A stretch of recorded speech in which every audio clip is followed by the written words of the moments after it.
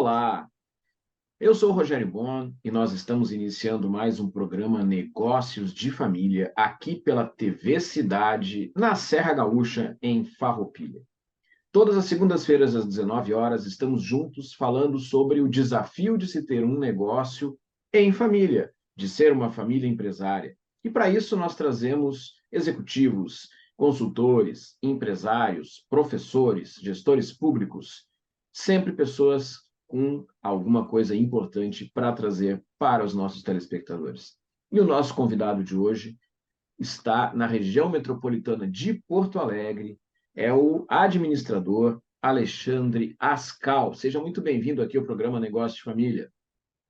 É um prazer, Rogério. Muito bom estar com vocês aqui na TV, falando sobre negócio de família. É um assunto que é muito importante, né? Porque a gente tem muitos empreendedores nessa área de família, e quando a gente pensa em empreender, muitas vezes o primeiro passo que a gente dá é convidar alguém da nossa família, que é da nossa confiança, para poder fazer o negócio, né? Então, acho importante isso, é importante falar sobre o negócio de família, né? E contigo aqui, né? Vamos falar sobre administração, meu colega administrador, então a gente vai poder falar um pouco sobre todo esse processo, como é que ele funciona, né? Mas, Ascal, antes da gente entrar nesses pontos, eu Uhum, gostaria de te pedir para tu comentar um pouco a respeito da tua trajetória profissional para os nossos uhum, telespectadores aqui da uhum. Serra te conhecerem um pouco mais. Então tá. Bom, meu nome é Alexandre Ascal, eu sou um homem de vendas, eu comecei na área comercial, digamos assim, né? Sou formado em administração, sou administrador, né? Pós-graduado na área de neurociência do comportamento, hoje eu faço uma pós-graduação na área de ESG, na parte de sustentabilidade de empresas, né? E vamos dizer o seguinte, a minha trajetória, ela sempre foi uma trajetória de empreendedor, porque eu sempre dentro da própria área comercial, basicamente, aquele representante comercial, que foi o que eu fui num primeiro momento, ele é um empreendedor nato, né? Eu acredito nisso. Então, eu comecei na área de representação comercial, depois passei a gerência de algumas empresas na área comercial também, né? No ano de 2015, né, eu tive a grata oportunidade de viver fora do Brasil, trabalhando na área comercial, né? Fui desenvolver uma empresa na área de drywall, gesso acartonado, na África do Sul. Eu fiquei em torno de 3 anos e meio, mais ou menos, dentro desse projeto lá, que é um projeto que finalizou. E aí eu vim embora para o Brasil quando eu resolvi abrir um negócio, né? E aí sim se conecta bem ao assunto que a gente tem hoje, que é um negócio de família, né? Na cidade de Esteio, eu moro na cidade de Esteio. Num primeiro momento eu morava em Alvorada e agora eu mudei para Esteio por causa do negócio que a gente tem lá.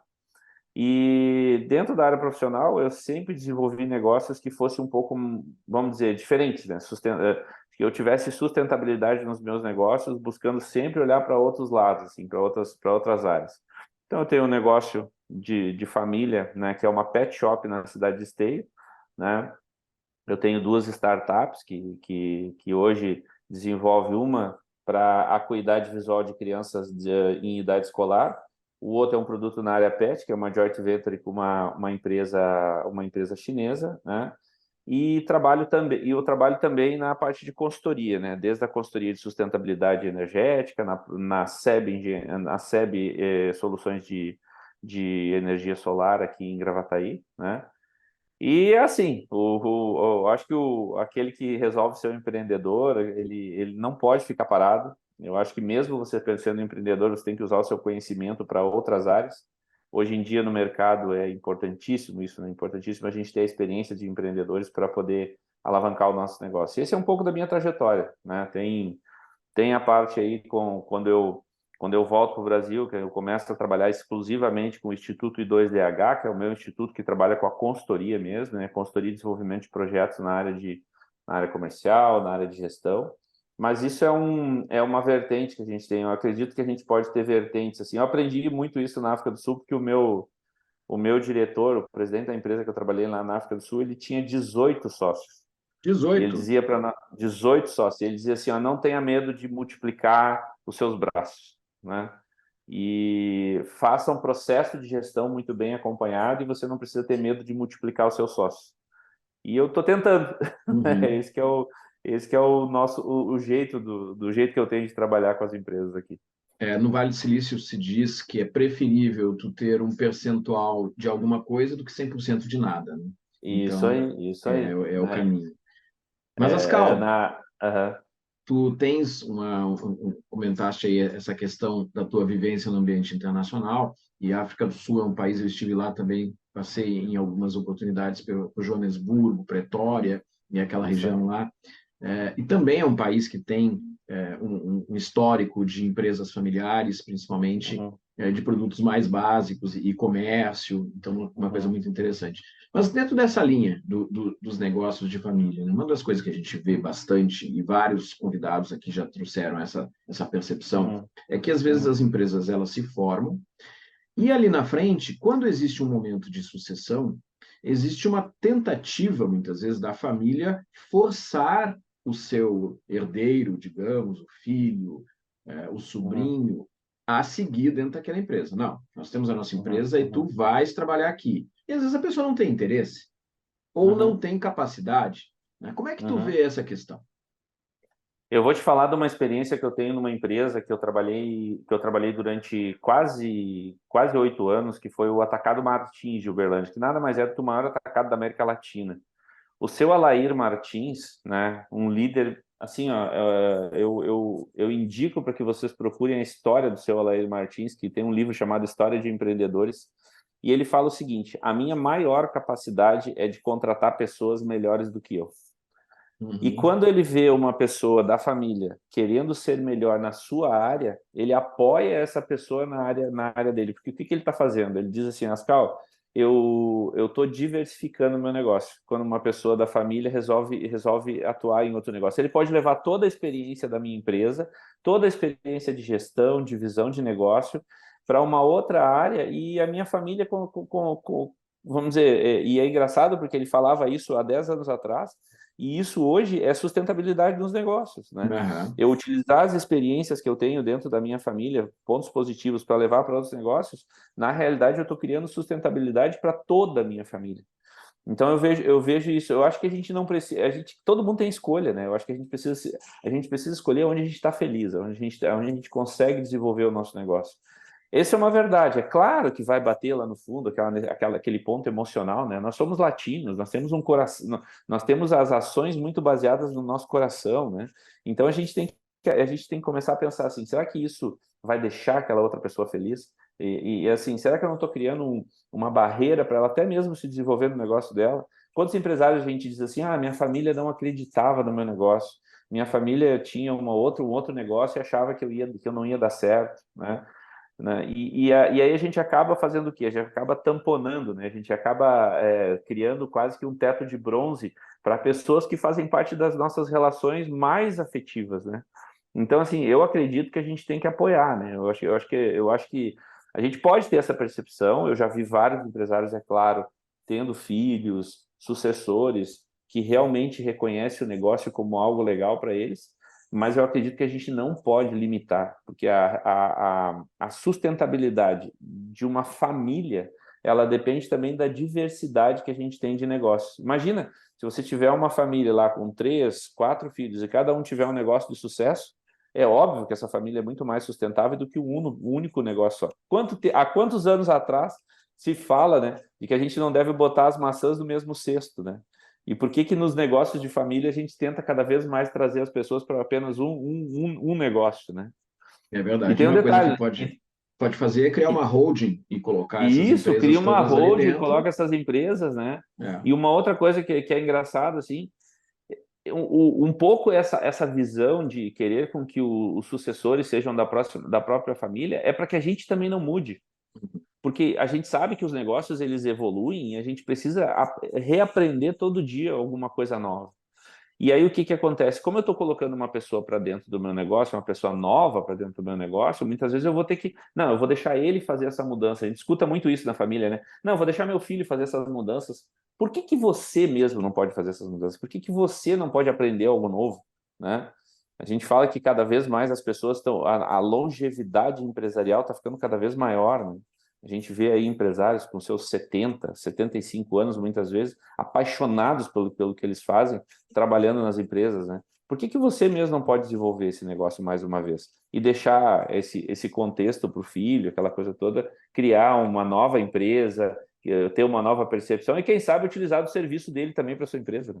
Exatamente. Tem um caso muito interessante, que foi o Raul Randon, que foi Isso, o construtor de todo o império que é a Randon, que lá isso. mais adiante, quando já tinha um papel mais leve nas empresas Uhum, dele, de uhum, apenas uhum. participar do conselho, o que que ele fez? Criou um negócio de queijos, né? Uma De coisa. queijos, né? O que que tem a ver com o negócio dele? Não, tem nada a ver, mas ele criou Nada a ver. algo lá com seus 70 e tantos anos e Não, um negócio que acabou de sucesso. e o nível de profissionalização do queijo dele, né? Esse queijo é É, um dos mais premiados na América Latina. O próprio Daniel Randon, que também é palestrante também, eu já cruzei com ele por algumas palestras aí, né? É um outro exemplo disso, né? então, acho que é um ponto importante que a gente sempre conversa aqui, que primeiro é abrir diferentes caminhos. Acho que esse é um ponto. Isso, Preparar as pessoas, estar aberto a oportunidades, né? Como é que isso tu aí. colocaste, né? Tem diferentes negócios em diferentes áreas, eu também, diferentes negócios em diferentes áreas. E Uhum, daqui a pouco, quando tiver meus 70, 80, surgiu uma oportunidade diferente. Por que uhum, não? Traz um uhum. sócio mais jovem daqui a pouco para ter aquela energia. E pode ser uma Sim, pessoa da família, pode ser um filho, daqui a pouco pode, um isso aí. neto lá na frente, né? Isso aí. Bota para colaborar com uma área de expertise e de interesse e faz a Uhum. coisa fluir, né? E aí você trabalha você vai trabalhar pelo um exemplo, o exemplo que você tem de sucesso nos negócios, é muito mais fácil para essa pessoa se desenvolver. A gente vai utilizar essas capacidades. Eu acho engraçado que assim, a gente não pode olhar o ser humano como alguém que é completo em tudo. A gente se completa. Por exemplo, se eu e você abrirmos uma empresa, é óbvio que a gente vai ter que chegar ali no começo da empresa, né? E aí eu posso dar um exemplo da minha própria empresa, da Like Pets lá em Esteio, que é a Pet Shop. Eu tenho uma sociedade com a minha esposa, com a minha prima e o esposo dela. Uhum. Então, a primeira reunião que a gente teve foi definir quais são as competências que cada um tem para o negócio, né? E empoderar essas pessoas dentro desse contexto. Então, assim, a minha esposa é o CRM da empresa, ela que faz o contato com os clientes, o relacionamento com os clientes é ela que faz o gerenciamento. E tudo que ela fizer nessa área, nós, os outros sócios, a gente vai acatar, né? Uhum. Porque ela tem esse conhecimento, ela faz o gerenciamento disso.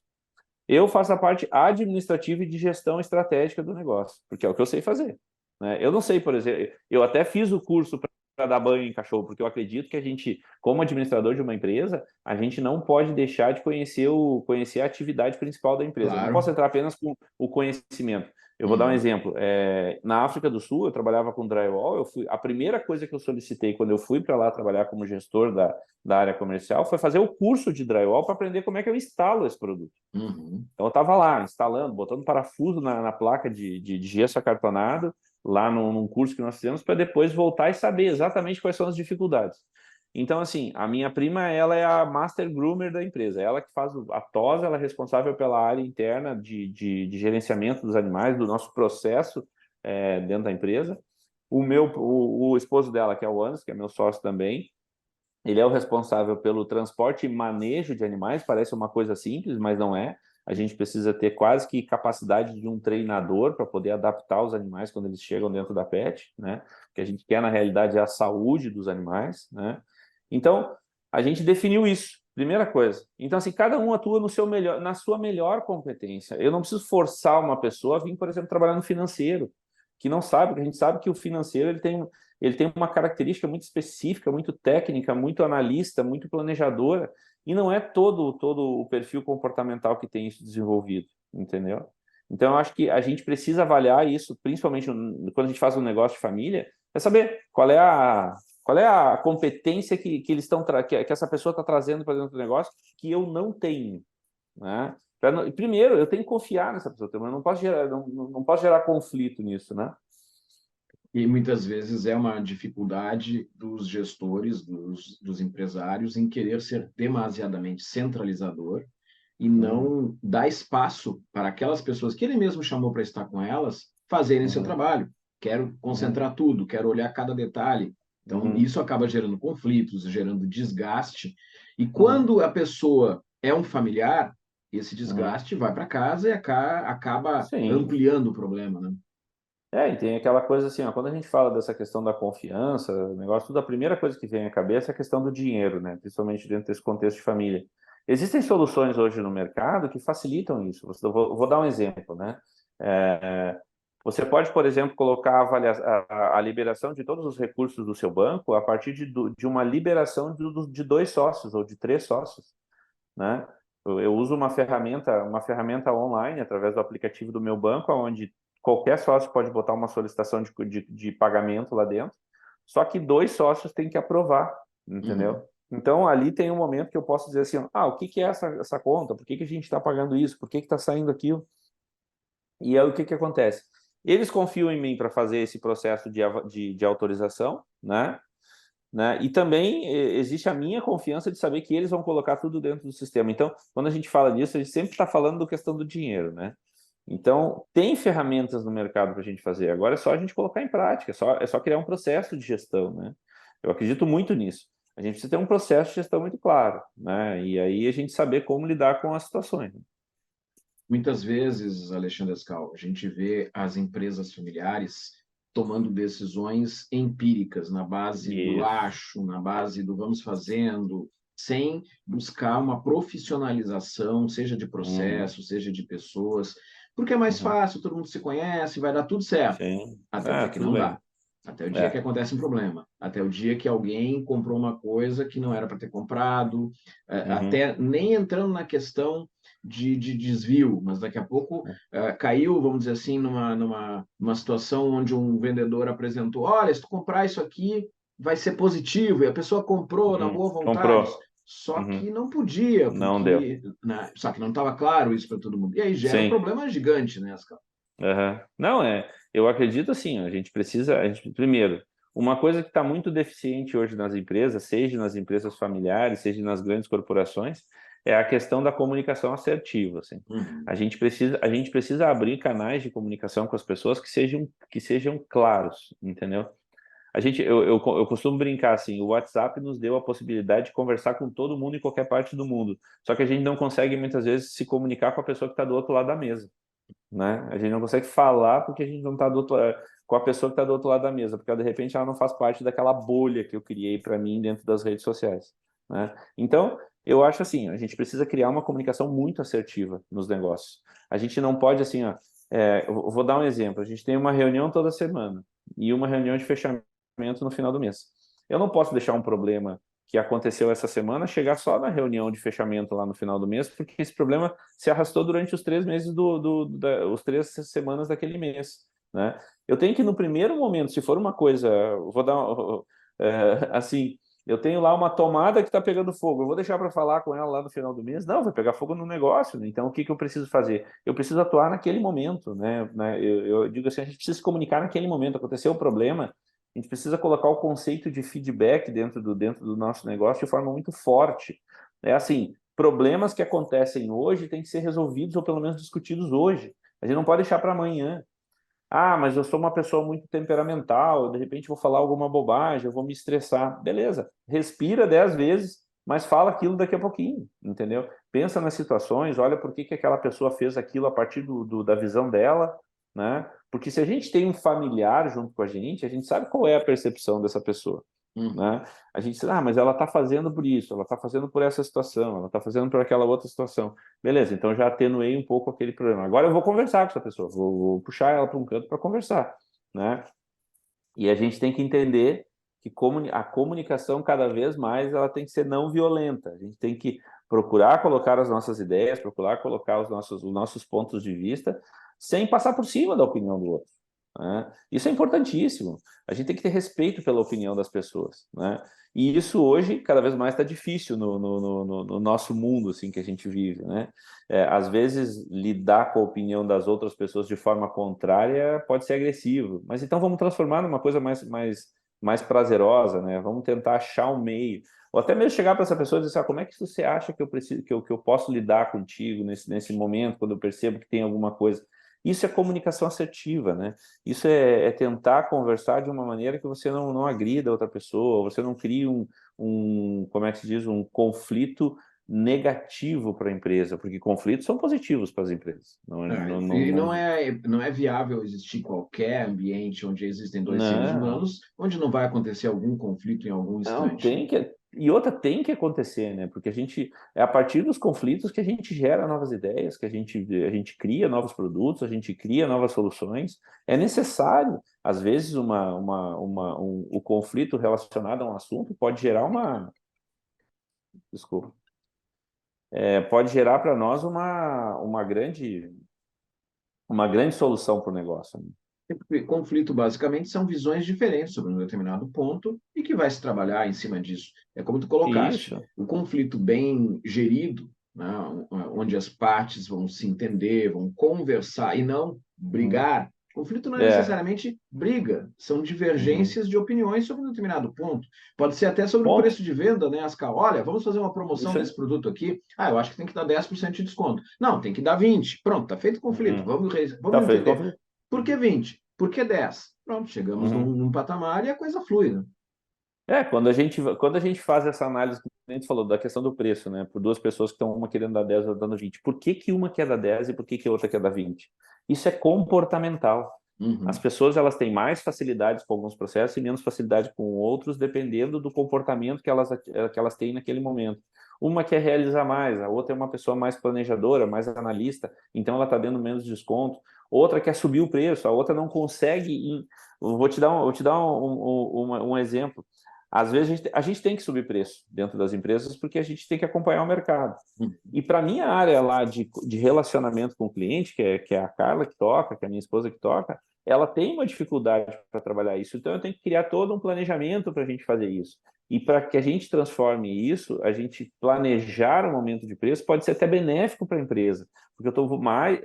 Cada vez que eu aumento o preço do meu produto por relações de mercado, eu tenho uma outra oportunidade de mostrar os benefícios para o meu cliente. Entendeu? Eu não posso achar assim, eu estou subindo o preço, ele quer pagar menos, né? Não, eu tenho que mostrar quais são os benefícios que eu estou levando para o meu cliente. É mais uma oportunidade de eu reforçar esses benefícios, né?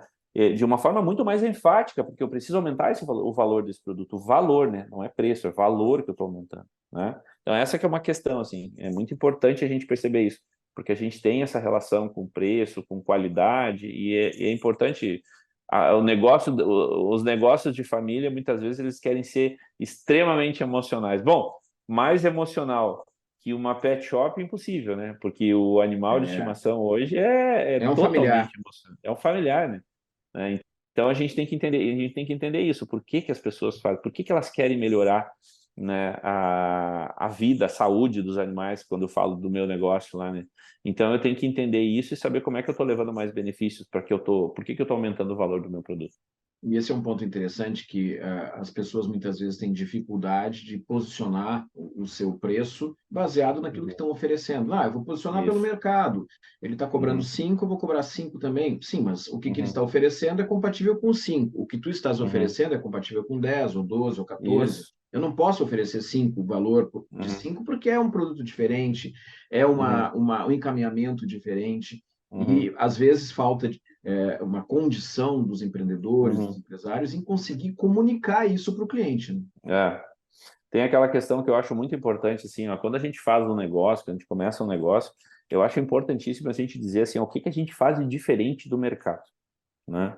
E a gente tem que se apaixonar por essa característica, a gente tem que ser extremamente apaixonado por isso, porque a gente precisa transmitir essa informação de uma maneira tão eloquente que seja muito difícil do nosso cliente dizer não, entendeu? Porque assim, ó, se eu começar um negócio sendo mais um no mercado, eu dou uma dica, assim, eu não faço, entendeu?